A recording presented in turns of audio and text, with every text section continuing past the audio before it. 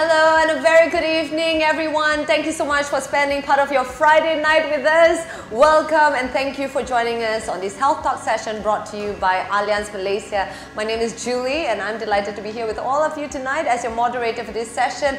Now, we still have time for you to invite your family and friends to join us right now because we're going to talk about a very interesting but yet a very important topic that has to do with your gut and your health, okay? And stick around all the way to the end of the session for a chance to win 50 ringgit GrabFood e-vouchers. Who wouldn't want that, right? And on to today's topic, the reason why we're all here today. Now, did you know that the gut is also known as the second brain? If you do, well done. And our gut is also responsible for our overall health and well-being, both physically and mentally. Now, that's right, our gut works beyond just digestion. There's more science behind how our gut impacts our feelings, our mood, our emotions, more than we realize. And certain environment and food and behavior can influence our gut health for better or worse. And when our gut is unhealthy, it most certainly can take a toll on our entire body. And what does a healthy gut entail? We're going to find out more about that from our doctor today. But basically, good balance of bacteria or microbes in the gastrointestinal tract, in the gut microbiome. Other than helping with digestion, the good bacteria also help keep the bad bacteria in check. So when the body doesn't have enough good bacteria, bad bacteria can thrive. So many other factors come into play as well, genetics, family history and so on. Furthermore, high stress levels as well as unhealthy lifestyle habits such as Friday night after this, you might be hanging out at a mamak store, eating all the way to wee hours of the morning, lack of sleep, frequent consumption of processed food, high sugar food and so on can truly damage our gut microbiome. And this would affect other parts of our health such as the brain, the heart, immune system, skin, your weight, hormone levels, and your ability to absorb nutrients, and worse, even develop cancer. So how do we know if we have a healthy gut? And what can we do to improve our gut health?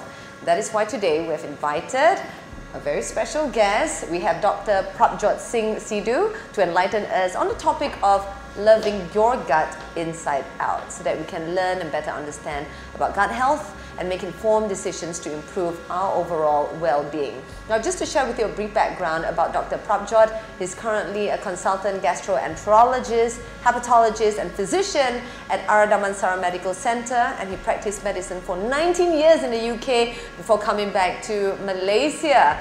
And Dr. Prabhjot specializes in the diagnosis and treatment of disorders affecting the entire gastrointestinal tract. If you have any questions at all, and I hope you do type them in the comment box and we will attend to them during the Q&A session after our little chit-chat session. So let's meet our doctor right now. Hi, Dr. Prabhjot, how are you? I'm fine, thank you. Thanks for having me. Oh, it's a pleasure. And for the next 1 hour, I'm sure we're going to have lots of questions coming in for you as well. But let's kick things off with our gut. You know, when it comes to Malaysians, I think the number one thing that really unites us all is food, you know. Yeah. That's how we greet people sometimes. Dah makan ke belum? You know, have you eaten? That's how we say hello. You know, we can plan our dinner plans while we're having lunch. That is truly Malaysians, you know. And of course, that would also sort of affect gut health because directly what you put in your mouth would directly, you know, sort of go straight down. And how much of nutrition really affects our gut? Before you answer that, I'd like to, you know, reach out to everyone out there. You know, we want to hear from you as well. It's not just going to be a one-way conversation. We want to hear your thoughts. So I'm going to throw you the first question. How often do you have gut-related symptoms? You know, it could be a little stomach ache, a little bloatedness, anything to do with, you know, feeling uneasy in your gut. Let us know right now. We have the polls in the Facebook page right now. You can just key in your answer, whether it's very frequent or occasionally or rarely, not at all. You can even type your answers in the chat box. We'll head to your answers very shortly. Okay, back to you, doctor. Right. How much of nutrition really affects our gut health? Oh, everything, really. Everything? So it's like 100%. In short, you are what you eat, isn't it? It really is. Now, so it's not a cliche. No, not really. I mean, Malaysia is wonderful for food, isn't it? You get anything. People come to Malaysia just to eat. Nobody's going to go visit anything. Just come to eat, and that's it. And I certainly do that for my friends that come from overseas. Just come here, eat, they put on some pounds, and go home. Done. That's Malaysia. But unfortunately, our food it does a number on us. It's not good for us in so many ways. So if I was to say that the best kind of food you need and the best kind of food that we don't get enough of is fibre. All right, now fibre is lacking. Even in the US, maybe 2% of the whole USA get enough of fibre in a day. But everybody's focused on protein. Oh, I gotta eat my protein. I haven't had my protein. But you lack in fibre. Yeah. Where do you think fibre comes from? Banana. Well, wheat. The Americans seem to think, and a lot of them unfortunately seem to think, fibre comes from meat. And no. That's protein, right? I thought. There's no fibre in meat. Essentially, fibre is in plants. You know, anything that's not from an animal is, you're gonna get fibre. And the one food that has the more fibre than anything else is actually nuts. Oh, but really? Okay, I didn't if know. you have your nuts, whatever way of having nuts, but you deep fry them, it's kind of pointless, isn't it? It's just like saying broccoli is really good for you, but I'm going to deep fry my broccoli. Put a ton of sauce on top. What's the point? That's Just right. don't have your broccoli, right? That's So right. so we have a ton of really good food, but we spoil it oil. So how you serve it is important. It's not so much of the food. You can have it, Yeah. but what you mix it with and how you prepare it. Very much. I mean, It's the important. biggest culprit is processed food. We know for a fact that if you have processed food, How do you know if it's processed? So like sausages is processed? well, I tell you what, if it doesn't, Instant noodles is processed? well, yeah, if it's in a packet, it doesn't run around in nature, it's processed. Oh no. Okay, so if it doesn't exist by itself, it's processed somewhat, some way, somehow. The more processed, the worse. Now, when you have processed food, the reward centers in your brain light up, and we know this by functional MRI scans. And even though you've eaten and you feel full, your body wants more because it's processed and the wrong part of the brain lights up. So you can't help yourself. You eat the pizza, you're full, you want more. And it tastes good too. It does, but that's because your brain's telling you it tastes good. It's not actually that it tastes good. It's the reward centers light up. So any reward that you get, you want more. So how do we It's a rewire that reward center in our You brain? just need to stop. You just need What? Cold turkey? Go cold turkey. Eat turkey, it's healthy. What? Well, plants are better. Turkey's not Wait, a are you a plant. vegetarian? No, not at all. Okay. No, I So you love do to eat meat? Oh yeah, of course. Okay. Of course, yes. I mean, we have that canine tooth for a reason, isn't it? Oh, really? Is that what it's for? We're not cows. Okay. You know, we so have are meant sharp to. teeth and I don't we know eat about what the everything. vegetarians are thinking right now. Look, vegetarian diet is very good, and that's Okay. primarily because they eat a lot of plants. But a vegetarian diet or a vegan diet, May lack something, right? yeah, you lack in B12, and Okay. very much lacking in B12. So you got to be careful when you do these things. Okay. So a varied diet is important. Yeah. But plants are what's going to save you. Really? Very much so, yeah. Wow. Okay. I'm surprised then you're not a vegan or a vegetarian. No, why would I be? I mean, because you truly believe in the power of plants. And that I personally think the perfect meal would be a pizza. a piece. Yeah, So because if you were to choose, if we go 100% all meat or all plants, you would go all plants? So the evidence out there right now, and because I'm a doctor, so of course we have to base on evidence. The evidence supports a more plant-based diet. Okay. Although there will be some people who go full carnivore and they feel better and they get Yeah. better. It's a small number, and as time goes, we'll learn more and things may change. But for now, having more plants in your diet reduces the risk of cancers, heart disease. You can even reverse heart disease to some Any degree. plants? You're talking about any green plants? Just plants. I mean, plants doesn't have to be green. I mean, it can be nuts, it can be roots. You know, it could be okay. tempeh. You know, it's still plants technically. I mean, it reduces the risk of heart disease, reduces cholesterol, cancer, strokes. I mean, surely that's good enough. And oh, by the way, that's the start. The side effect of it is that you lose fat as well by eating more. Come on, it's a win-win. Why wouldn't you? Yeah, I'm sure that you say it's a by the way kind of thing, but Yeah. that is really the main focus, You focus for a on lot that, of people. But it really depends on what you're doing. You see, if you're a bodybuilder, though you get a lot of protein in plants, it's not Yeah. bioavailable. So you need to eat meat as well. But Well, I take plant-based protein though, pea protein. why do that? Why don't you just eat peas? True, but I like the taste because it's got chocolate in No, it. it's so just preference. easy. But it's processed. Is it processed? It is processed. So I should not be It taking doesn't my protein exist. powder? It doesn't exist in nature that way, does it? But it is a natural ingredient that they pound it and put it in a package. Okay, I'll put it this way. An apple versus apple juice, the apple Okay, pulp. then of course the pure combination, the combination of the parts is not equivalent to the whole. So when you eat the peas, you actually get a lot more than just the protein. A lot more, which kind of like it's like having skim milk or full fat milk, isn't it? Yeah. You lose nutrients in skim milk. But with protein powder, I thought they would put other ingredients inside, other vitamins and minerals. Yeah, sure. Or you can just eat fruits. They're cheap, they're available everywhere, they're healthy, they got lots of fiber. High in fructose though? No. Would that sort of spike your insulin level? No, not really actually. High in calories? So depends on the fruit. Durian? Yeah. Well, I'm not a fan of durian. Weird, isn't it? I'm Malaysian but no fan of durian. Malaysian. I think we're split on that. It's like Marmite, isn't it? Durian, one way or the other. No Marmite. No Marmite. But if you were to have apple juice, yes, then you'll get sugar spikes bad. But if you eat the apple, because of the fibers, the sugar is really slowly, so you don't really get that. It will go up a little bit, but it's not that high a spike. What if I take fresh apple and just juice it? Why would you just eat apple? But, it sounds cool, isn't it? I'm gonna juice it with my fancy juicer. Maybe because I'm kind of thirsty and I don't want to chew. No, have Wouldn't you just it be the same? Here's another thing that happens. if you remove, well, you can. You might lose. Yes. So, if you had lots of sugar in your diet and now you cut your sugar out, what happens is that your body now becomes more sensitive to natural sugars. So without knowing it, strawberries, grapes, everything tastes extra sweet. That you won't actually go back for your sugary drinks. By the way, honey is still sugar. Yeah, I realized that I was putting a lot of weight, because I put honey in everything multiple times a day. Yeah. And although it's good for you, even though things are good for you, everything in moderation, right? Yeah, it has to be balanced, right? It's like too much plants is not good, too much protein is not good. Okay, before we head on to the next question, we have the poll results. 42% of our audiences said occasionally, especially when there's a trigger, they would have gut-related symptoms. Is this at all surprising to you? Occasionally, what do you mean by gut-related symptoms? That these people, 42% say they have symptoms? Yeah, once in a while, I guess. I think the easiest way to look at your gut is that if it's working well, you don't know it's there. Oh. So what if you've got a big gut?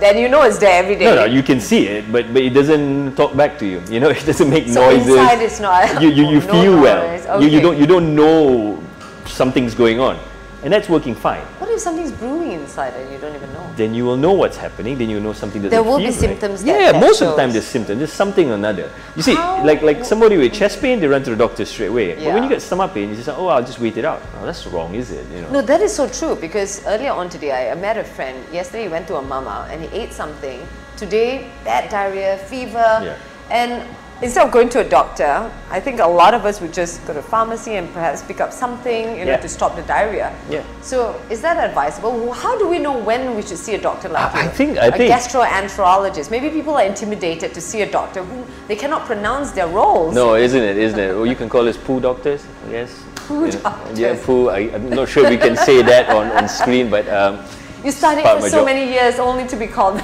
Oh yeah, I know. It's. I hope I've not brought shame to my family, but there we go. They should be watching right now. I guess I'll find out later, won't I? It really depends. Look, if you ate something wrong and you had some diarrhea, vomiting, and the next day you're absolutely well, then it's probably you just got some food poisoning and you're done with. In Malaysia, our food we like to think is clean, but you still get food poisoning. But if something grumbles and there is symptoms, question is this: is that why do you have it and no one else? And no one else has it, So you have to ask it. So something's not right with you. It might be something trivial, it might be something simple to fix, or it might be something serious. But the fact of the matter is why you? Why are you not well? Get it fixed. Why live with it? I mean, if you had chest pain, you run to a doctor straight away, and now you'd go. You wouldn't wait a week, would you? So why with your gut? You do that. The stomach ache, especially if it's something that we've eaten, or we know we've eaten, perhaps not so clean food, or we overate. So we would tend to self-diagnose, I guess. And then we'll wait it out for a few days. If it really persists, then probably we'll run to a doctor. Okay, a day or two I would say fine, but beyond that, no. Because do you know what? Your body is amazing. It will try to fix itself. It will go very fast. And if it's lingering, then the longer you wait, when you finally get to a doctor, there's more work that needs doing. That's right, yeah. So the sooner you go, might be, oh, here, take this, you're done. Yeah. But now, a few days later, you might be, oh well, you're dehydrated now. you need antibiotics intravenous, you need to be admitted, and this whole bunch of things happen. The longer it takes to recover, right? Okay, let's talk about specific conditions, yeah? Because, you know, your specialty, gastrointestinal, I'm sure there are specific conditions that we should perhaps understand and look out for. And does it affect women differently from men? Yes, okay. So men and women, as they say, are not created the same. Equal. Yeah. They are equal, but not equal, I guess. It's more superior, of course. No. If you say so, I know not to argue with women on that topic, but there we go. The fact of the matter is that our gastrointestinal tract, men and women are different, and women's gastrointestinal tract is a bit more sluggish than men. It just, everything works a little bit slower, and during the time of month, it gets even slower. What do you mean? So we digest food slower? Yeah, everything just becomes more sluggish. So you're more chance of getting more gastritis because the acid sits there longer. The bile from your bile duct is not released as quickly. A higher chance of gallstones, a higher chance of constipation, irritable bowel syndrome, all these sort of things. And yeah, so it's a bit unfortunate. But if it's any consolation, as we all age, our gastrointestinal tract does slow down. So you hear old people always complaining about their bowel movement, always constipated, always something like that. Really? Yeah, men and women at the later age are the same. I'm looking forward to being old then. Yeah, I know, but if you have more plants, you don't. Oh, okay. Yeah. Yeah, that's right, fibre. So if you've got more fibre, Yeah. you go to the toilet more regular. Exactly. They've done studies. There's a study done in South Africa comparing the whites and the blacks. And the whites had more meat in the diet and the blacks had a lot more plants. Yeah. There was almost no recorded history of hemorrhoids or constipation or anything in the blacks. Well, it's a lot in the whites.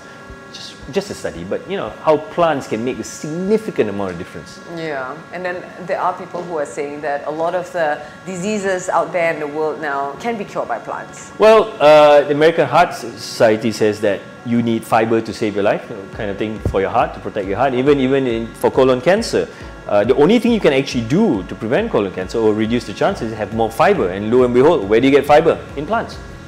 Just have more plants, eat more fruits, vegetables. And fruits, right? Oh, so yeah, anything that's not from an animal is pretty much a plant, isn't it? It's very interesting that you mentioned that colon cancer, because I had a girlfriend, 28 years old, who had diarrhea for about 6 months before she went to a doctor, and they finally ruled out everything and found out she's got stage 4 colon cancer at 28 years old. And you know, I guess your gut does tell you what's wrong with your body. And I guess 6 months is rather long for her to endure that, you know. And you know, that's one of the conditions, I guess, that we have to look out for as well. The question is, why did she wait 6 months? I mean, I guess she did go to a doctor, but they did not think it's cancer, because 28 years old, no history, they just did not want to go down that route. You know, they tried all sorts of medication. But you see, that's the thing. So I commonly tell my patients that, you know, I'd rather you come and me tell you there's nothing wrong than me tell you, sorry, it's too late. Yeah, that's right. Just come early, make sure it's nothing else, and then get on with your life. Don't wait 6 months. Yeah, no. Just a little bit long. She's okay now. Thankfully, she's okay now. But you know, she's trying to eat a balanced diet, and I didn't know about that the fiber importance, because I would definitely let her know about that. I'm sure she knows already. Yeah, I'm probably. sure she does. Yeah, she's cut out some meat, and she said duck actually was one of the meat that she had to. Red meat's the worst. If you eat, if you have processed meat, your risk of colon cancer goes up by 18%. Straight up. 18? Yeah. So processed meat is like sausages, isn't it? Burgers. But if you just eat chicken chop, it's okay. So red meat's worse than white meat. But again, meat has got no fiber. Worse than white. So like fish. Yeah. Chicken, so okay. Effectively with meat, all you're doing is you're kind of reducing the bad.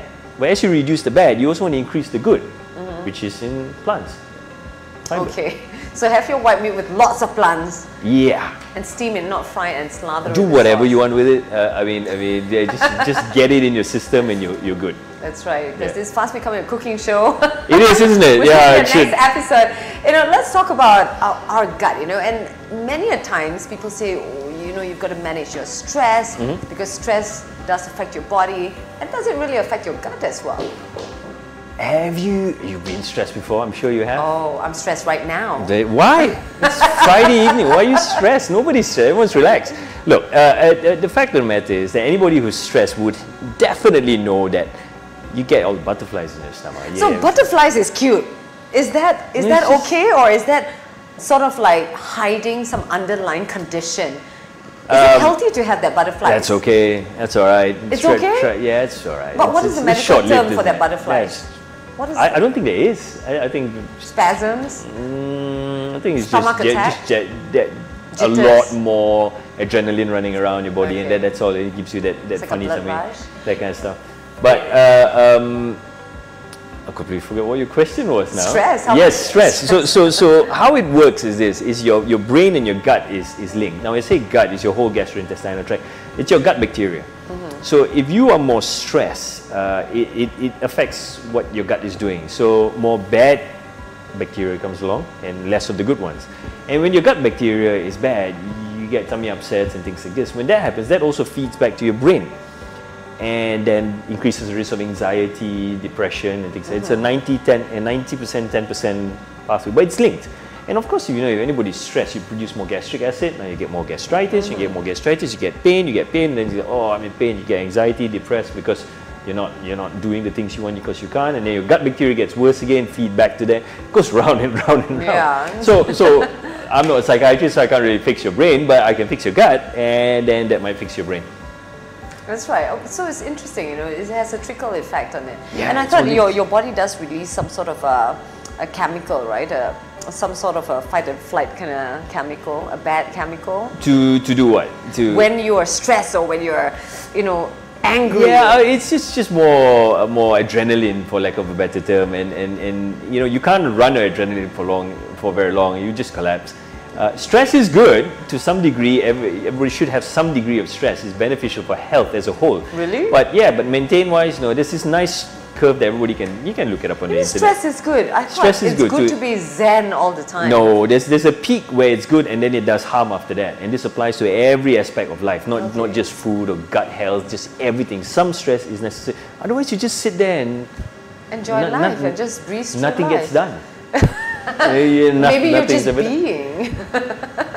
Yeah, true, but no, I don't think anybody can live that way now. I'm curious to find out from our audiences out there, do you experience any stomach discomfort when you're anxious or nervous? Because for sure, I definitely do, especially, when I'm coming on a live show, when I'm going on a huge stage, when I'm speaking in front of a crowd. Even though I do it for many years and it's part of my career, I always get that butterflies, I always have that jitters. Or perhaps when you're about to present, to a board meeting, or you're going on a first date, or sitting for an examination, do you experience stomach discomfort when you're anxious or nervous? Just let us know in a Facebook poll, yes or no. In fact, I can see 57% said yes. It's quite even, I would say. But that's good. Yeah. That's good. Otherwise, how would you focus? How would we focus? Yeah. Actually, that's true though. I find that stress propels me to focus and to do better. So otherwise, I'll just sort of be complacent. So does coffee. So does coffee. Okay, prior to the show, Dr. Prabhjot was trying to influence me to start drinking coffee. It's good for you. It'll make me live longer. Yeah, it does. It does. It should be a question to our audience. Coffee drinkers live longer, lower chance of liver disease, lower chance of Alzheimer's and Parkinson's. So why wouldn't you drink coffee? Of course, if you have 10 scoops of sugar, that's pointless, is it? But what if I just prefer drinking water? Look, you can have water, just have more plants. You're good. Okay. You'll live for a long time. Plants, I love it. I love it. Okay, so do you experience stomach discomfort? 68% said yes. Oh, is that surprising to you? Not at all. I think that's quite normal.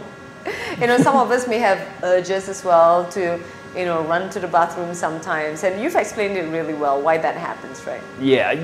How do we control it though? How do we control? Look, if you're having urges that when you get stressed you have to run to the toilet, then you probably have got too much stress on board. Do that, because you said stress is good until it reaches there's a breaking point, and then it does how do we sort of hit that sweet spot? No, you can't hit a sweet spot. Everybody knows. You'll know yourself when your focus is there, and when you're not able to do anything, then you're kind of paralyzed and you cannot get your work done. That's just too much stress. Okay. So breathing exercise, back to plants, eating more plants. Well, I mean, there's again, you can go look this up. There is, when they say breathing, There is a difference between breathing in slowly and exhaling fast, and breathing fast and then exhaling slowly. Yeah. One increases focus and the other helps you relax. You can Google, check it on the internet. It really does exist. Oh, the breathing speed does calm you down or stimulate focus. So we know that stress does play an important role with our gut health. We know that a lot of external factors as well, especially with food, and you've mentioned repeatedly that we should take more fibre, which is found in plants, in fruits, seeds. And people are getting more health conscious these days, I would say. Compared to back then, I would hang out in a mama when I was young, but nowadays I see kids, the younger Gen Zs, they hang out in artisanal coffee joints, They've got sort of like sugar-free keto ice cream joint parlor, It's not bad, different. Isn't it? It's not bad. Yeah. So there are so many different types of diets out there, Mediterranean diet, paleo diet, keto diet, intermittent fasting. I'm not sure what works actually, especially which do you think is the best for gut health? I guess you said it's for gut health, isn't it? Because every diet has its own pros and cons, and the needs for everyone is different. And especially if you have different health conditions, then your requirement changes again. If you got renal disease or you got heart disease, everything's different. If you got diabetes, everything's changed. But the best diet as it stands right now, I mean, the Mediterranean diet is very good, but better than that is perhaps a plant-based diet. Definitely. Keto diet, I'm not a fan. I'll tell you why. Because it increases the risk of dying of heart attacks. A lot of fats, right? Yeah, and then it's not just that. It's just your general inflammation that your body goes through. I was saying what stress is good for you. This puts your body to stress for long periods, and it's not good. Now, I'm sure some people want to argue with me about that. I'll happily invite that. But the fact of the matter is that your risk of dying across the board with the keto diet is higher than without a keto diet. Oh, I didn't know that. Yeah, it is. And also your risk of getting osteoporosis is higher because your blood's more acidic. And then all the calcium that's floating around needs to come out somewhere, and it goes through your kidneys. Now you got kidney stones. That's all just a keto diet. Why would you put that, And don't forget, if you cut out all your carbs and whatnot, you risk slowing down your metabolism. And once it's slow, you're not going to speed it back up. And now if you're worried about weight, well, you got more work to do now. Yeah, but then again, you cannot just keep on eating carbs and expect your metabolic rate to sort of handle that, right? No, but the thing is, we're Asian, so we've always had rice. So why is rice suddenly a culprit? Is rice truly a culprit, or is it all the other junk that has come through the Western diet over the last 30 years? How much rice you take? Like, this is the amount, right? Yeah, that's I mean, how much you need. If you're a bodybuilder, you're going to eat a lot more. It's fine. Yeah, but then again, why is Malaysians, considered one of the most obese population look at this way. This issue, I guess this pandemic of obesity is really over the last 20-30 years, and the only real thing that's changed over that time is an influx or more of a, not just that, a Western diet, which is all trans fats and oily stuff and greasy stuff and processed food, high sugar food, everything is sugar or fried. I mean, if you think about it, you make French fries and you deep fry it in oil. The oil should solidify. It doesn't. It's still liquid. It's all the chemicals, and these are the poisons that are getting into our systems. Processed food, especially. Yeah, very much so. Processed foods, the oil, the fried stuff. I mean, last time if you had a goreng pisang, it's okay because it was a one-off, and you would go back and eat a healthy meal. But now it's like, I'm eating fried stuff for morning, fried stuff for lunch, fried stuff for dinner. That's not good for you. That's true though. I mean, if I look at my grandparents, they grew up eating, char kway teow, they've got all sorts of noodles and rice, carbs, and they lived a long and healthy life. Exactly. But I think it's also so different because last time they had less distractions. They weren't, in front of the computer all the time. They were moving a lot. They were doing gardening. They were exercising. They were, traveling, cycling from one destination to another. Now everything is so convenient. We can order sort of not room service but e-hailing, food delivery. We can work from home. So we are more sedentary, but yet we're eating probably the same or even more options this time. No, well, if you're sedentary and you're not going out doing anything, you have food and you order oily, fatty, sweet food, and lo and behold, they're processed. Now you eat it, you feel full, and now you want more because your reward centers have gone up. You want more of that stuff. You keep going more, and then now food's available all day long, all night long. And to be honest, your body has a different function in the daytime and nighttime. So actually, if you're going to ask me about intermittent fasting, as far as I'm concerned, the only thing about intermittent fasting anybody needs to know about is just don't eat when there's no sunshine. That's it. Don't complicate it. What if it's winter, you're in the UK, and there's sun maybe 4 hours a day? Yeah, but we're not in the UK though. That's We're in Malaysia right now. So it's based on the weather. There's no sun, don't eat. It's simple as that. Don't complicate things. It's just that food is too available to us too often, too easy, and super high calorie, super greasy, oily food at 12 at night. You don't need to eat that at 12 at night. Yeah. Just because our reward centers are stimulated to get that stuff. That's habitual, emotional eating out of boredom. No, for sure. Yeah, that's why they always say, you know, when you're gonna grab that bag of chocolate in the middle of the night, try grabbing an apple instead. If you don't want it, you're probably not hungry. You know, you are just emotional eating or eating out of boredom. Yeah. So that's very true. What would you say would be the ideal diet then? Plant-based diet? For now, as things stand, that would be a plant. You see, don't forget, a plant-based diet doesn't mean be a vegetarian or not vegan. Just salads, no. Just have more plants in your meal. That's it. So you can have rice or noodles. Have rice, have your chicken, have whatever. Just have more plants. Now, if you're worried, so I want to lose weight. Let's just say here's a little trick that you can use. Malaysians, we like to mix everything and eat. Okay. Now, a simple trick you can do is eat the plants first, and then move to your proteins, and then get to your carbs. Right. Now, what you may find is that you actually get full faster, and you stop before you overdo it with the carbs. You still have carbs. Carbs are important. Try that. I'll give you another thing you can do for those that haven't had dinner yet. Before dinner, tonight or tomorrow, have an apple before dinner and see how much of your dinner you can actually finish. You won't be able to.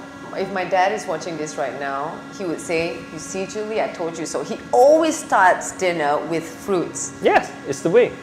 And I never believed him, but now.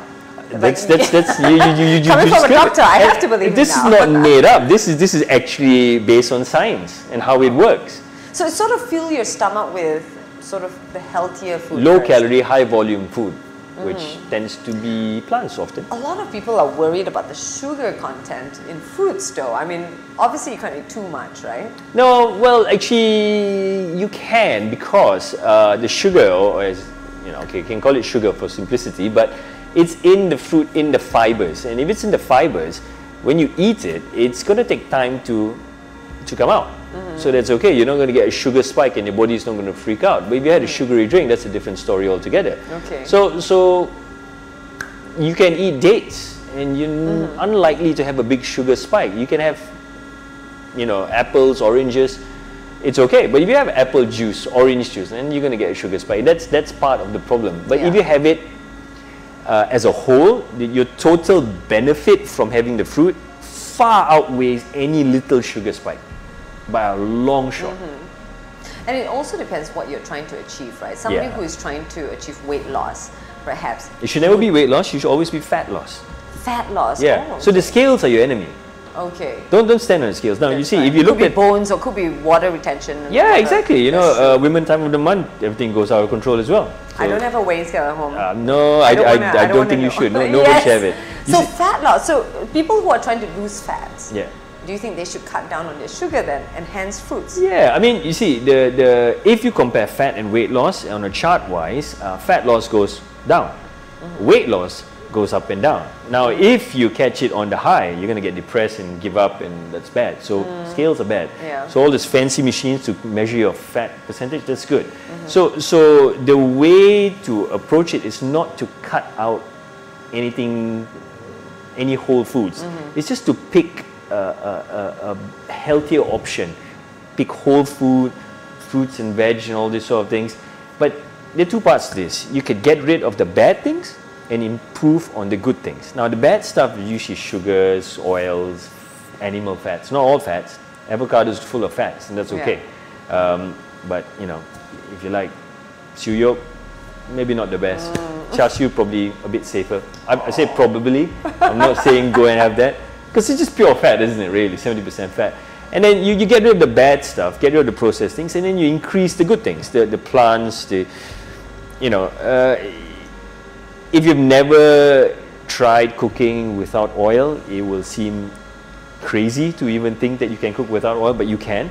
And the more you do it, the quicker you lose weight, if that was the target. I've managed to get patients to lose 20 kg in 3 months? Just by reducing oil? Just by changing the way they approach food. Wow. No starvation. Starvation is bad. Yeah, no, that's And if bad. you went out and you had like some kanduri, someone's party or something, eat what you want. You know why? Because you're naturally having the good. And also there's another thing about plants. When you have more plants, your gut bacteria changes. It's different from someone who has more fats and oils and meat. And I guess it's getting more scientific, I guess. But when you have meat, if you eat more plants and you have meat, you produce less toxins. That increases the risk of cancers and heart disease. Okay. But if you eat more meat normally, and the time you eat the meat, you produce a lot more toxins. So the more plants you eat, the better the gut bacteria. It's like grass, right? The healthier the grass grows, it's going to protect you better. So there's a lot more benefits to it than just weight loss. Weight loss is sort of secondary. It's by the way, it's fat loss. Fat loss. Fat loss, yeah. Fat loss is important, I guess, for you for health benefits, but not just for vanity purposes. I'm sure. And what would you recommend based on your daily diet? What do you eat actually to maintain this physique? Well, you just gotta eat what you want to eat. Don't starve yourself. Have more plants. I mean, a good breakfast would probably be, have some oats, have some fruits, some berries, whatnot. Lunch, avoid all your fried stuff and things. Just get some fruits in there. My diet varies throughout the day and throughout the week, depending on what I'm doing and stuff like that. But in the evening, do your best. You're at home. Get some plants in. Do the most you can. Any change in the right direction is still better than none. I like your advice because you make it seem very achievable. It is. A lot of people, when they think about weight loss or change of lifestyle and diet, they think, oh my gosh, I need to eat lots of salad and eat a lot of steamed stuff and I can't fry my food anymore. But I like that you just say, perhaps you could change the oil or, reduce the oil. Yeah. And that is a lot of calories over there already, Straight away, and you still maintain the food that you like, sort of, but perhaps you only eat when the sun is shining, like you said. So naturally... Or eat more plants before you actually eat your meal. That's right. Have that apple before dinner. That's right. There's so many useful tips actually that really does just make sense. It's just too easy. Yeah. And now that the sun is down, if you're munching on something, put it down. Stop, yeah. Time's up. Yeah. So that Popcorn's not bad, by the way. Which one? Popcorn. Popcorn? That's alright. As long as it's not salted or sugar. Popcorn? No sugar. Just the normal popcorn, that's alright. Because it's plants and it's light and it's easy to munch. You're watching a movie. Yeah, it's just corn. That's all it is. Right. But get rid of the caramel, The cinema stuff is probably not the best. Okay, so if you're watching this with just salted popcorn, you're doing good. Caramel, no. No, salt's bad as well. Salt is bad as well. Yeah. Plain. Just plain, it's fine. You know what? That's a way of making people stop eating popcorn. No, it's good. It's good. It keeps you full. I guess so. I mean, if you're trying to munch on a snack and you want something that is relatively healthy, I guess just plain popcorn keeps you full. Sometimes it's the habit, isn't it? You just won't need to munch on something. Right. And why not just do that? It's still nice, still corn. Sometimes I crave sugar though. Sometimes I really crave sugar. But that's because you haven't stopped it. You see, a lot of people. Stopped it. Yeah. So I used to have tea with sugar when I was young, and then at some point I decided I don't want to have the sugar. Just why not? Now I can't have tea with sugar. If I have the sugar with it, it just feels something's off. So you just need that sort of washout period, and then you won't even miss it. Trust me, you try it for a few days. It takes about 3 weeks to create a new habit, I heard. Yeah, but you don't need this with food. It doesn't take that long. Okay. Try give it a few days. This weekend without sugar and you see what happens. It's been a few years actually that I've had this love relationship with chocolate. So I've got relatively healthy meals for breakfast, lunch and dinner. Yeah. But I always award myself with specific types of chocolate that I like for tea break, for snack. Is that bad? No, it's not bad. Of course it's not bad. I find it's okay. No, because... But everything in moderation, I guess. Well, okay, look, that moderation thing is funny, isn't it? Because look, if you have no sugar, you have no diabetes. You have lots of sugar, you got bad diabetes. You got a little bit of sugar, you still get diabetes. Oh, really? So moderate sugar is still diabetes. What I'm getting at, it's no such thing moderation. You say moderation is because you don't know what to do and say, oh, well, everything's okay a little bit. No, it's just because you don't know. Yeah. No, not at all. The fact of what you're doing, if you're going to have chocolate, fine. Have you seen how chocolate is made? go and look up the video and you'll probably stop eating chocolate. You probably will. But if the rest of your meals are great, what harms to chocolate really going to do? Right. That's what I'm thinking. It's not about starvation. It's not about torturing yourself. If you eat lots of plants, you eat healthy throughout the week, and there's a stag do, someone's going to get married and things, and all sorts of food and drinks. It's like, go enjoy yourself. You're not really going to do harm. That's right. I mean, it's impossible to eat the same type of healthy food every day, Of course, and what's the joy in that anyway? So exactly. We're Malaysian for me, I believe in flexible dieting. I would say flexible. I wouldn't want to say diet, because when people say diet, it's weight loss salad, I would say intuitive eating, maybe. Intuitive eating. Yeah, it's just choice of food, isn't it? Less processed, less oil, less sugar, less of all the bad stuff and more of the good stuff. Let's sort of switch things up a bit. Early on, I told you about my friend, 28 years old, she had diarrhea, she found out she had colon cancer, and a lot of things that had to do with food, she had to change. Yes. So obviously there's a correlation there between your food, your diet, your consumption with cancer. Yeah. So really, let's talk about that. Could you share with us more information about the associated GI cancers, that we should be concerned about? Okay, well, if you talk about stomach cancers, what we know is smokers get it more. Now, I know that's not food, but stomach cancer associated smoking makes it worse. Salty diets, fermented diets. That's for your stomach. Like fermented tofu? Yeah, Not fermented good? is still fermented. Yeah, I know everybody says fermented is like, oh, it has probiotics. No, not really. But there's association. It doesn't mean that you have that you're going to get cancer. It doesn't mean that at all. Okay, there's associations. And then That's not causal. Well, in some cases it can. Depends how much you have. But I don't want everybody to freak out and stop eating everything like that's yogurt fermented. and kombucha, no? Well, kombucha is a strange one because as far as I remember, there is no study anywhere ever to say that kombucha is actually good for your health. So None. funny because people just make this up. They promote it as In fact, gut health drink. Yeah, it's nonsense. In fact, to some degree, you're eating bacteria. But good bacteria, right? Is that not good? How do you know it's good? I don't know. Exactly. Nobody knows. They just make it up. It's all about maybe nutritionists approve. No, it's rubbish. It's rubbish, isn't it? It's not. In so fact, kombucha is not good. There is no evidence to say it's good for your health. It's an understanding that it's good, but where's the studies? I have not found a single one. But theoretically, how it's made and the ingredients, should it be okay? I could be Superman. I'm not, am I, really? But what I'm getting at is that you need the science to then tell you, yes, it is real or not, before you start having all this stuff. And look, probiotics, there's even associated with probiotics causing death in people with pancreatitis. Really? Yeah, I mean, they have to. Yogurt has probiotics, right? Is that well, no, you see, actually, the word probiotic can only be used for something that is lab tested to show that it's probiotic. So yogurt may have probiotic properties, but does it have is it a probiotic? We don't know. And most of the yogurt you get outside is all contaminated with sugars. They don't call it sugars, they call it all fancy names, and so you don't realize it. But no, I mean, keep things simple. Just keep things simple and you're good. How about supplementation? Probiotics in terms of supplements, pre and probiotics? If you ask any gastroenterologist, unless there's very specific indications for probiotics, we would never recommend probiotics. Even as a supplement? No, of course not. Wow, for daily maintenance of gut health? What is gut health? Maintaining what? I mean, your good bacteria? Well, the only food your good bacteria needs is fiber. Really? That's it. That's all. You eat a normal varied diet and all this sort of stuff, but fiber is what your gut bacteria needs to be healthy. To sort of flush it out, all the toxins? There's nothing to flush. That's the thing. People go for cleansers and things. Again, that's a whole bunch of nonsense. Detox tea and all that? It's not necessary. It's not necessary at all. Start the day with lemon and turmeric. Well, I mean, herbs and spices, all that is good, but you're not going to be like, oh, I'm going to take a whole cup of turmeric today because I know it's good. For example, green tea. Green tea, when you have it in tea form, is good for your liver. Yeah. Okay, just a bit green tea with some hot water. Great, right? But there's been cases of people buying green tea tablets. Same green tea, but in tablet form. Really? And it causes liver failure.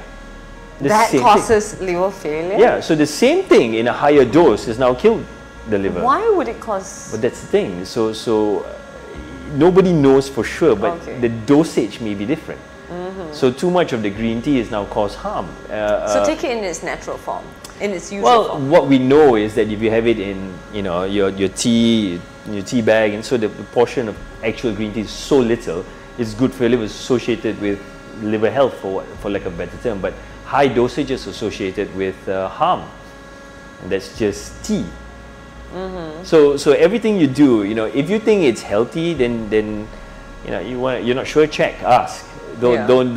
Oh well, someone took it, they got it better, so I must take it because I'll live forever. You could really be doing yourself harm. True. I mean, people will go online and find out and read an article about it. Oh, this is good, and Depends hence where the article is, it has to be from a reliable source. Exactly. Now coming back to what you're saying about cancers and diet, so that's for your stomach. For your gut, well, not for your gut, for your colon, which colon cancer is the second or third commonest cancer in the world. So as far as I'm concerned, everybody, well, actually it's not. Why is that though? Is it the food, the lifestyle? A lot of things. Certainly genetics will play a part, diet will play a part. Now colon cancer screening used to be at age 50. That means if 50 years old, you must check your colonoscopy.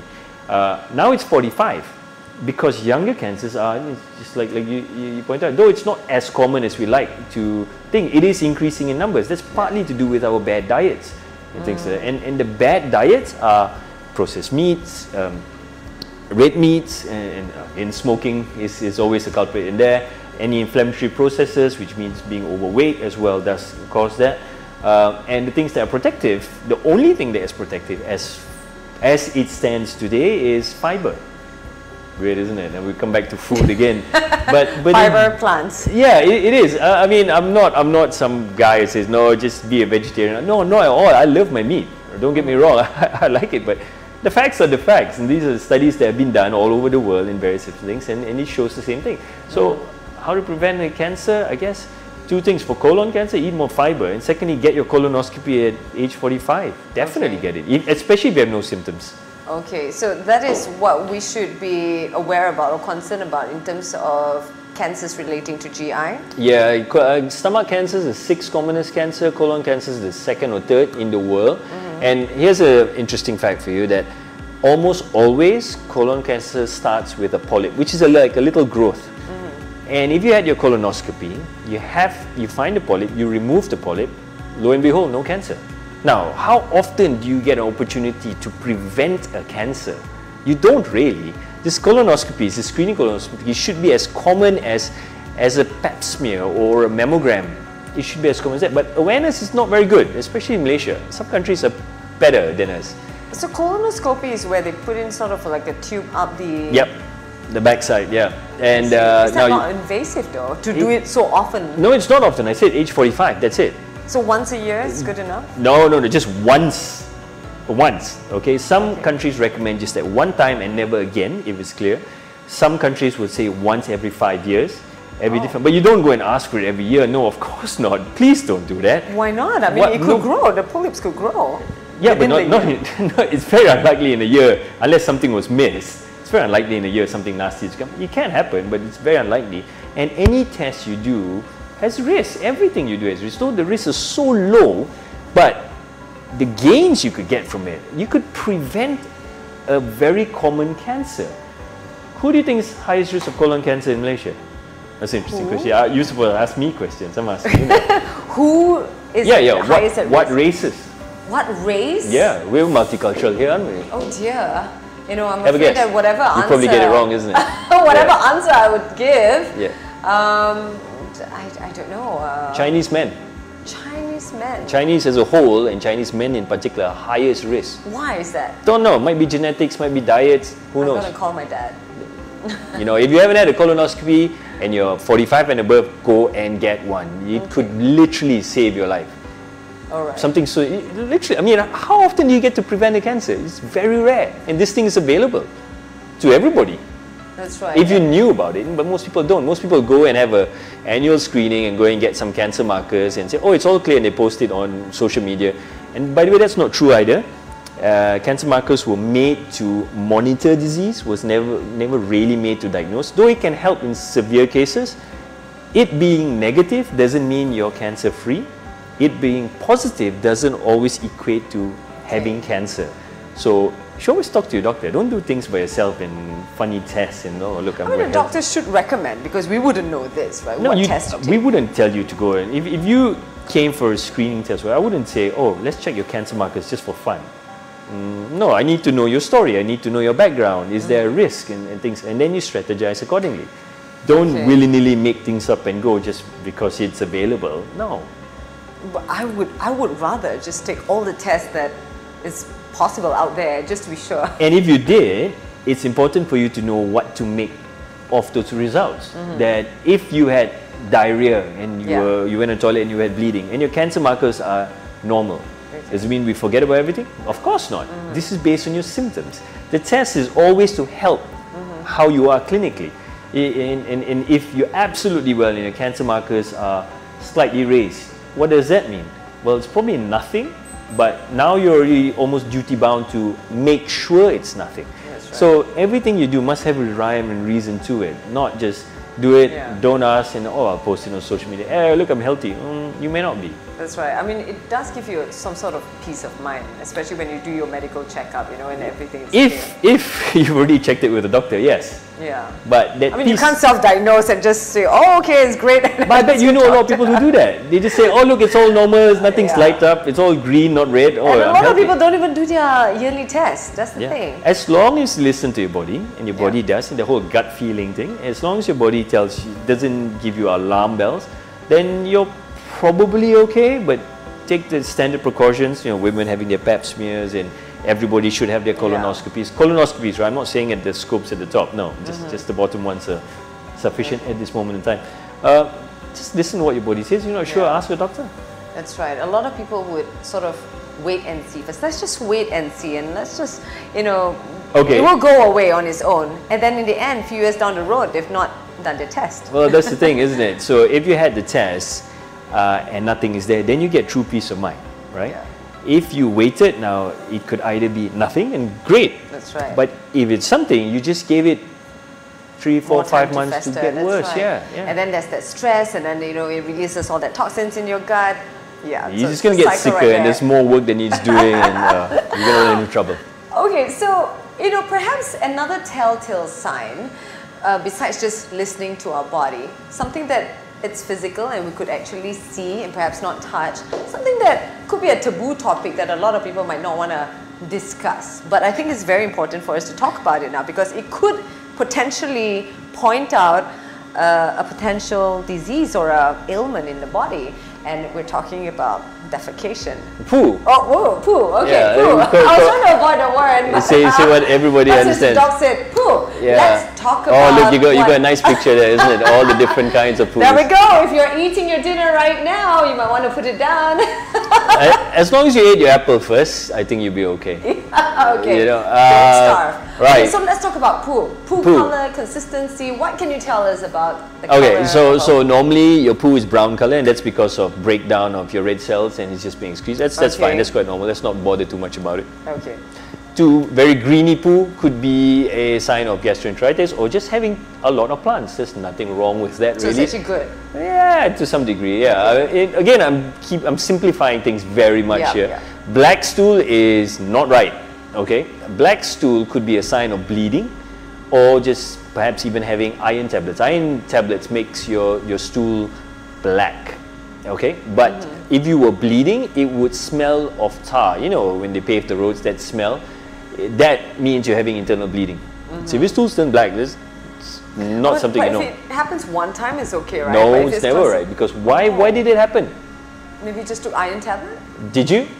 You'd know if you take an iron tablet, but if you didn't, then why? I do take iron tablets because why? I don't eat. Again? I don't eat really. No, you see, again, tell this doctor. I'm very much against anybody taking iron tablets without checking as to what. You see, if you're iron deficient, you must ask yourself why. Yeah. Because if you're never iron deficient, iron, yes, okay. Because you don't take red meat and you don't. No, vegetarians don't have to be anemic. What gives you iron? Greens. There we go, plants again, isn't it? Lots of greens, lots of meat, liver gives you lots of iron in there. Iron absorption is better when it's more acid in there. So if you have like anti-acid medicines and whatnot, then your absorption may be a bit worse. Vitamin C helps with this sort of iron absorption. But anybody who turns out to be anemic or iron is low, the last thing you should do is just go and buy some iron tablets. You know why? It comes back to what you were saying before, because something is not right, and now you've just given it more time to get worse. You need to go and see the doctor. You need to see a gastroenterologist. You need to know why you're iron deficient, because you never were. So is something serious going on? And if it is, fix it. Not just put a bandage on it. It's just going to get worse.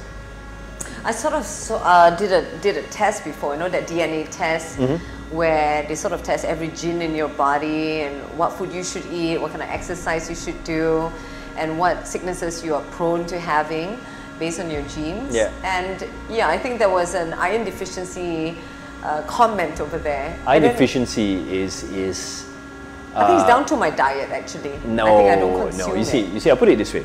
If it is your diet, and you did nothing, wonderful. But what if it wasn't your diet and you did nothing? So I would say, if you're iron deficient, get it checked out. Make sure it is nothing, and then we can blame the diet. What doctor should I? Nutritionist? No, gastroenterologist. No, not nutritionist. Definitely not. No. Because what we're looking for are the two commonest causes of iron deficiency is blood loss from your stomach or from your colon. And how would you check that? Whether I'm iron deficient? You need a blood test firstly, and then endoscopies.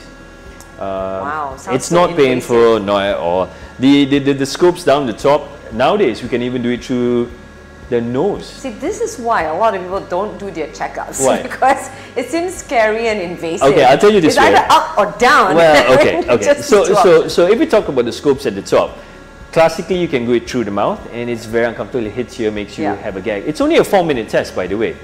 But nowadays, 4 minutes of torture. It's not torture. That's the thing. So what we do, we can do it through the nose. Now I know what you're thinking. Nose, oh my God, it's going to hurt. No, it's all numb, and the passageway, we use tiny scopes. When we do the scopes through the nose, which still goes into the stomach. Oh my gosh, that sounds fun. It is fun. You know why? Because throughout the test, the patient can talk. They can even sing.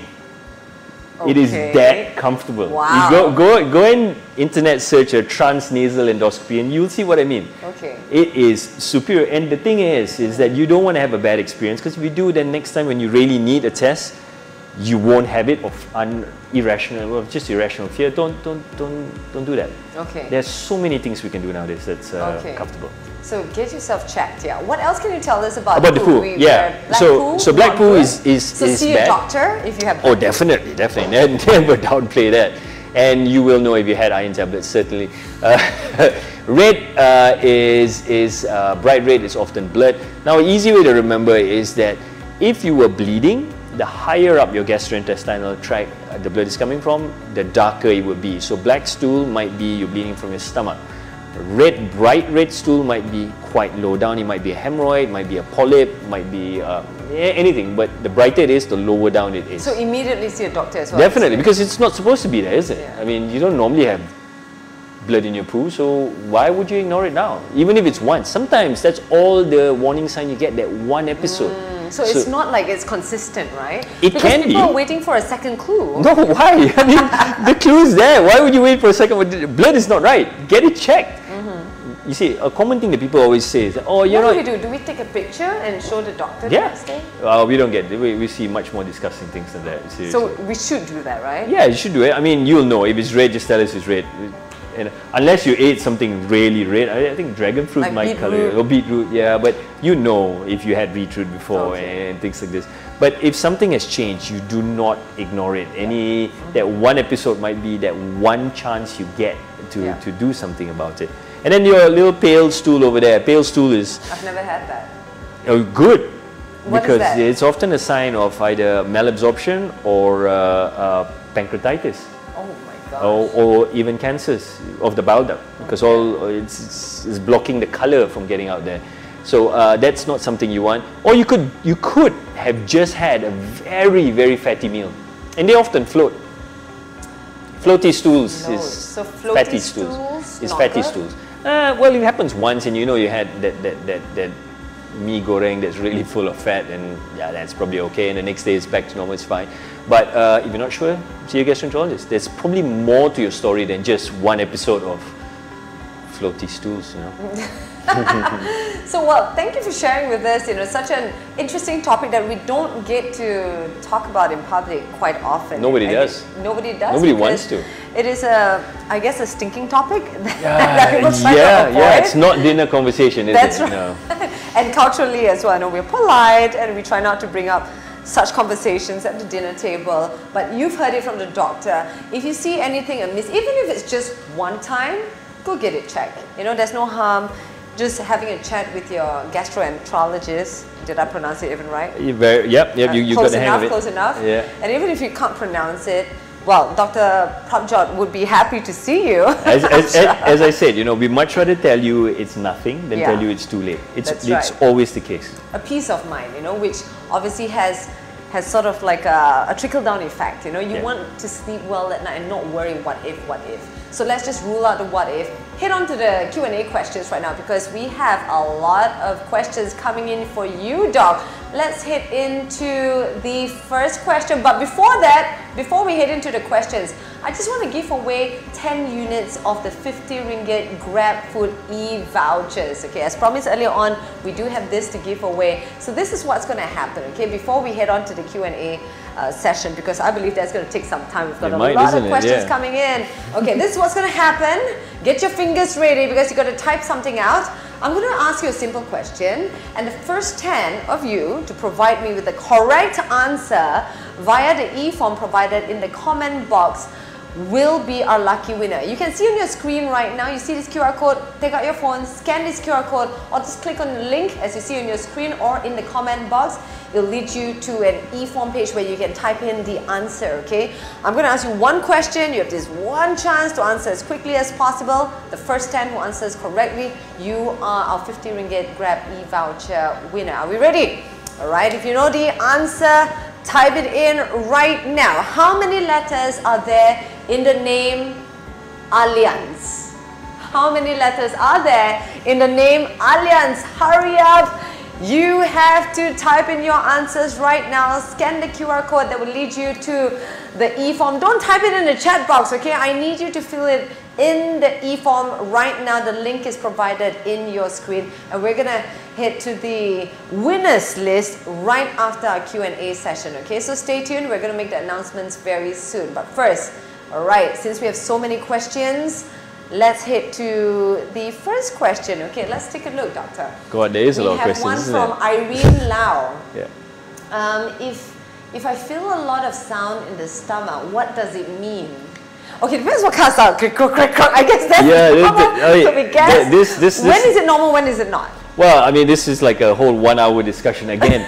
I think the simplest way of looking at this is that if you never had it before, why are you accepting it now? So if it's everyday occurrence after meal or before meal and you have that, is that okay? I put it like this: have you had it your whole life? If you haven't, then something's changed. Something has changed. Go see a doctor. What are you trying to do? It's not going to magically disappear. I mean, but what could be the reason why people have that sound? There could be a whole host of reasons. Now, the grumbling noises could be that you're hungry, you ate late, and there's a lot of gas in the stomach, and there could be secondary from gastritis. The list is very long. It could just very well be your food digesting inside after eating? Yeah, it could be that, but mostly the sounds you hear, it's just gas moving from section to section, and it could be the stomach, or more likely the colon. Okay, now you could be constipated, and that could just lead the gas kind of slipping past. It could be an inflammatory process going on there. That's why you're generating more gas in the first place, and you get lots of bloating. A simple way of knowing where the gas is coming from, I guess, is that which way does the gas escape? It's going to take the shortest path, right? Now, if you're burping, then most likely it's coming from the stomach. If you're farting, it's probably the colon. It's a very rudimentary way of looking at it. It's not always... And it's okay for both ways? Because I can never burp. Well, I can never burp, but down there it's very active. Well, the thing is this, is that if you are... If that's been you for your whole life, it's okay. That's probably your normal. And your normal is different from someone else's. Now, if it's something new, something's changed. Even if you're going to the toilet now twice a day instead of once a day or every other day before, something's changed. You need to ask why. Because again, that could just be the sign. Maybe I'm eating more plants now, more maybe, fiber. And if there is the case and you stopped and it goes back to normal, then you're probably okay. But you have to be certain. Now, even if you have more plants, yes, plants generate gas. But after a few months, that gas disappears because the gut bacteria has grown and it's known how to process the food better. Your bowel frequency may have increased if you have more plants, yes, but you must find that correlation. And again, if you're not sure, check. Because, as I said before, we'd rather tell you it's nothing. We'd rather tell you it is your plants than, oh no, it's something else. That's right. Better than self-diagnose and just play the guessing game. Yeah, Right? never You do cannot that. second guess your health. You know, Don't get it checked. I mean, that's why Ask a people do a health professional. screening every year, isn't it? They go and do it because they are worried about their health. So why ignore the symptoms you're getting? I Kind guess of so. counterintuitive, isn't it, really? Good to know. Okay, Gregory Pua has a question. Does milk actually leave deposits in our intestines that over time become nasty or toxic? Not really, not really. So is milk okay? Because some people say our body, human bodies Yeah. are not built like cows, you know? So we don't have, I don't know, Here's an interesting for you, right? Humans are the only animals that drink milk as adults, right? Exactly. So is it actually good for us? Well, 15% of Europeans cannot tolerate milk, and it's 60 to 90% of Asians cannot tolerate above, I think, about 100 mils.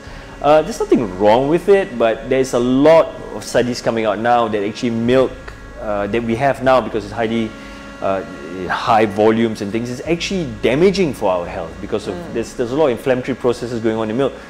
But the debate is ongoing. Is it good? Is it bad? You know, I think if you can have it and it doesn't bother you, it's okay. Just have it. Don't go for, like, you know, super skim milk, because all you get is calcium. Full fat, you probably get all the nutrients from the milk. How about those other milks? Nowadays, you see a lot of almond milk and oat milk. How do you get milk from almond? I don't know. There's no such. So there's no such thing. So how they make It's it just white. is they dilute it in the almond and Is that something. healthy though? Well, it's alternative, and the good thing is that a lot of these milks are now fortified, so you have calcium and all added in. But then see, it's more added stuff. If you like it, go for it. But you must wonder: is this been driven by the industry to say, have this, have the oat milk, have the soy milk? They just have normal milk. We always had the normal milk. But the normal milk now is sometimes overly produced, and it comes from cows that are not actually healthy and have antibiotics and all sorts of so things. what's So the you're going to run into solution? problems. Yeah, you see, on balance, it's unless you're growing your own food and your own chickens, which seems to be a topic right now, chickens, isn't it? There's always a risk. There's always a risk of something Yeah. getting in there. Balance it out. Do the best you can. Should be okay. Yeah. All right. And there's another question about bloating. Nabiha asks, how to solve frequent bloating and grumbling stomach? So again, it really depends on the cause. Now, if it's because bloating can be a sign of gastritis, it could be simple as that, which is inflammation in the stomach generating lots of gas, and that bloating will usually be the upper part of your abdomen and associated with either trapped gas or burping a lot as well. Again, it comes down to the fact of which direction the gas is being expelled and the cause. Don't downplay it, because it always comes back to the fact that if you never had it before, you have it now, go see a doctor. It could be something simple to fix, because you've clearly been tortured by it. That's why you're putting it on the chat group. You're troubled by it. That's right. But I feel like for women, Yeah. we get a lot of bloating issues, especially when it's time of that month, you know. You don't have to. You don't Really? have to. Yeah, you don't have I always to. get bloated, and then I try to turn to ginger tea. I'm not sure if that helps. but it feels good. You know, I actually have a blog which is just drprabhjot.com, and I actually done a video about tea, and there's teas that are good for you. And Is ginger tea good for us? go and look at the blog. Oh, go look at the video, okay. because we talk about all sorts of teas. Okay. Ginger tea is not bad for bloating. It is very helpful, and you're right. Women at certain times of the month will get more bloating and things like that. Because of the hormonal changes, because the GI tract becomes more sluggish, and then you get more constipation, and because things are not moving so much, hence you feel more bloated, that kind of stuff. But is there another reason to it? Now, if there isn't, good. But if there is, and if you're not sure, see your doctor. But There are some food that are more gassy. Yeah. I heard broccoli, cauliflower, you know. It if I have gives more cabbages, gas. I'm bloated for 2 days. Really? Yeah, So there yeah. are some food that will cause bloating. Everybody is different. It doesn't mean that don't eat cabbages. No, please, no. Everybody is different. If it causes bloating, it could be that you might be intolerant to it, or there might be another process that's going on, or maybe just your body's just not got used to it yet. Over time, you'd get used to it. Or just add a few different herbs and stuff. How do we get rid of it though? Of all the air that's stuck inside? Exercise, does it help? Oh yeah, of course. Certain- And as soon as you certain activate breathing. your muscles, you're going to squeeze everything out. So at the start of the exercise, if you did lots of yoga and you're bloated, you will either be burping a lot or farting a lot in your yoga class, which is probably not the best, is it? Have you been to those massages where the masseuse is massaging you and burping out konon all the air from your stomach? Well, yeah, does it work? Well, yeah, it does, isn't it? Because your I thought it was stomach's a like gimmick. no, your stomach's like a bag at the end of the day, right? No, And- as in the masseuse is the one burping. oh, the masseuse is burping. Yes. So they say, oh, banyak angin inside your body, and then she's burping. Do you know what's probably happening? She's got air, and she's activating her muscles, and she's just kind of squeezing the air out So herself. it's impossible You're not for going me to transfer your transfer. gas, no, of course. Don't fall for that. Don't fall for that. I don't know. I don't know everything, but that's pretty hard to believe, isn't it? Transferring of gas. Okay, Janelle, I'm with you on this. I only poo every 2 to 3 days, but I heard we should poo every day. Does that mean my gut is unhealthy? I know this one. If you were born like this and your whole life you only poo every 2-3 days, that's then okay. That's normal. Yeah, because I actually saw a doctor about this, and that was what I was advised. Exactly. Now, internationally, nobody can agree what the definition of constipation is. Okay, but it's widely understood that it is constipation is not going to the toilet less than 3 times a week.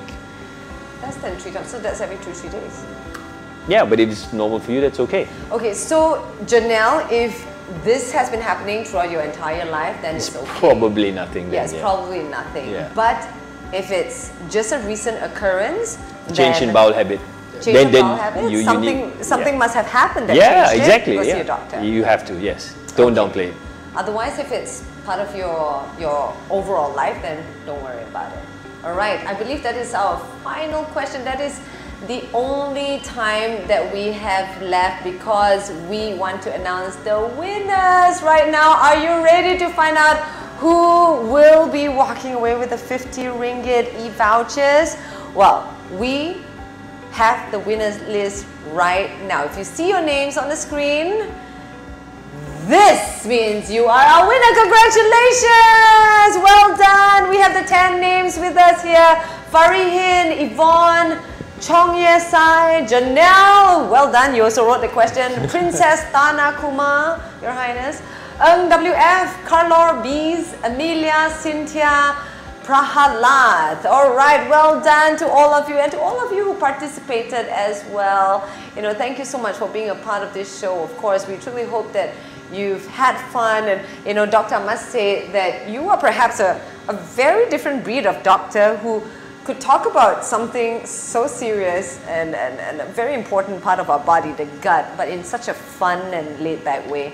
And I think you're used to it as well because you've made a lot of videos about this to sort of reach out to a wider audience and to make it understandable, because I think a lot of people can be intimidated when it comes to medical terms and, you know, scary diseases, but you made it fun and easy to understand and learn in your website, right? In your blog. Which is? So you plug it in? Yeah, plug. So www, no, 3 W's, there you go. drprabhjot.com. You have to spell the word doctor. Yeah, I'll be on Facebook, Instagram, YouTube, all over the place. And it's Dr. Prabhjot. Yeah, it is that. And the point of it is for awareness and education, because just like the simple things you say, taking iron tablets, why not to have it, tea, and all sorts of things. You might find it's only 3 minutes long videos, so it's not going to bore you. It's not a lecture. It's just a bit fun. But useful information that you can really use, Yeah, yesterday actually I just, you know, spent a few hours to just go through all of your videos. You edited it in such a fun way, you know, and it's very millennial friendly, and Gen Z friendly as well. And you've explained a lot of questions that people have in their mind in such a simple way to understand. So if you're on your laptop right now, just head on to his website. You're going to see a ton of useful information that you perhaps have been wondering, and he makes it so easy to understand. So most importantly, I truly hope that you've learned a thing or two today about the importance of gut health, and you could make, you know, important, informed decision to take better care of your health. Doctor, do you have any final words of advice that you'd like to leave us with? Oh, it's standard. Just the 2 things always. If anything has changed from your normal, whatever your normal may be, go and see a doctor. Stop ignoring it. And second thing is eat more plants. That's right. Eat more plants. Don't be a vegetarian, just eat more plants. Yeah, and it's not just salad here, by the way. Plants meaning could be seeds, could be plants fruits. is basically, it's not from an animal. Not from an animal, it's natural, and you can make it anyhow you like. Yeah, anyhow you like, That's right. So more plants, and see your doctor if you find something amiss, something out of the ordinary, and if you're feeling anxious or unsure, see a doctor. Exactly. And you have a fun chat with a doctor like Dr. Prabhjot. So we truly hope that you found this sharing helpful and it helps you understand more about gut health and the things that you can do to improve it. Now that's a survey link provided in the comment box, so please share your feedback so that we can continuously improve and serve you better and perhaps come up with better shows in the future for you. And if you would like to learn a little bit more about gut health, again, you can also check out Dr. Prabhjot's page. He's on Instagram and as well as Facebook. Yeah, all over the place. Are you on TikTok? Not yet. Not yet. I've been told to, but I'm not sure. Do you even have time for that? Yeah, I don't. I'm more bothered. I'm not sure I can dance. Everybody dances on TikTok. You don't have to dance. Yeah. I'll get to it. I'll get to it eventually. Yeah. But search for him. He's also on his website as well. A lot of useful videos that you can find out. So thank you so much for spending part of your Friday night with us. Do take care, stay safe, and have a great weekend ahead. See you. Thank you so much, Doc. Thanks for having me. Bye. Bye.